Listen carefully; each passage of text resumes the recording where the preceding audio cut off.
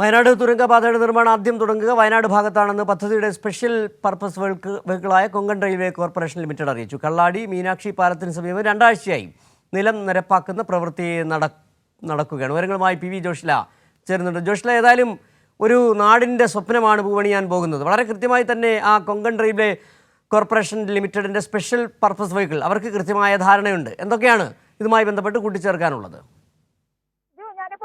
കള്ളാടിയിലാണ്. കള്ളാടിയിൽ ഇതിന്റെ പ്രവർത്തനങ്ങൾ നടന്നുകൊണ്ടിരിക്കുകയാണ്. കള്ളാടിയിലാണ് ഈ തുരങ്കപാതയുടെ സ്റ്റാർട്ടിംഗ് പ്രവർത്തനങ്ങൾ ആരംഭിക്കുന്നത്. ഇവിടെ കഴിഞ്ഞ 2 ആഴ്ച മുൻപ് തന്നെ ഇവിടെയുള്ള പ്രവർത്തനങ്ങളൊക്കെ തന്നെ ആരംഭിച്ചിരിക്കുന്നു.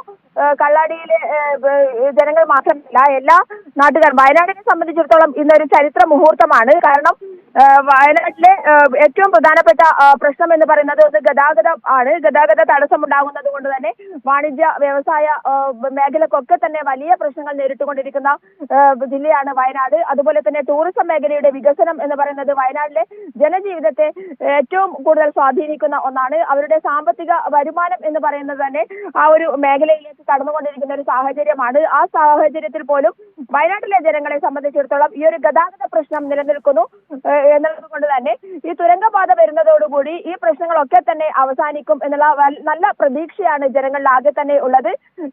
ഈ തുരങ്കപാതയ്ക്ക് ഇന്ന് തറക്കല്ലിടുന്നതോടുകൂടി നിർമ്മാണ പ്രവർത്തനങ്ങൾ ആരംഭിക്കുന്നതോടുകൂടി അവരുടെ മനസ്സിൽ കൂടിയാണ് ഏറ്റവും നല്ല രീതിയിലുള്ള ഈ ഒരു പ്രവർത്തനങ്ങളിലെ പ്രതീക്ഷകൾ ഉയരുന്നത് എന്നുള്ളതാണ്.